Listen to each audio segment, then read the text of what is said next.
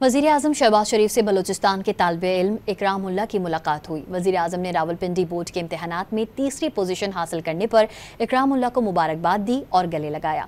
Bloch तालिबे इल्म से गुफ्तगू में वज़ीर आज़म ने कहा कि उन्हें तालिबे इल्म की कामयाबी पर बेहद खुशी और फ़ख्र है।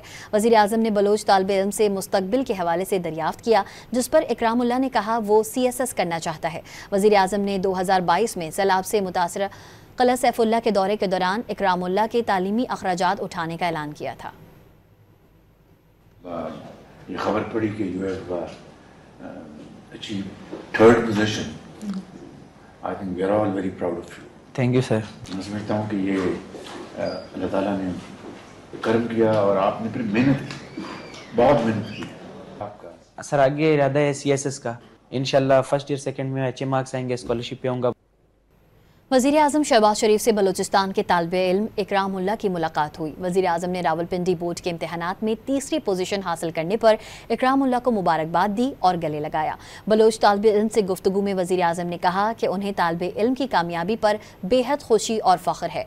वज़ीर आज़म ने बलोच तालिबे इल्म से मुस्तकबिल के हवाले से दरियाफ्त किया, जिस पर इकरामुल्लाह ने कहा वो CSS करना चाहता है। वज़ीर आज़म ने 2022 में सैलाब से मुतासर क़िला सैफुल्लाह के दौरे के दौरान इकरामुल्लाह के तालीमी अखराजात उठाने का ऐलान किया था।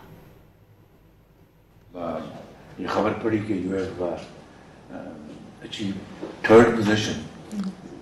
आई think we are all very proud of you. Thank you sir.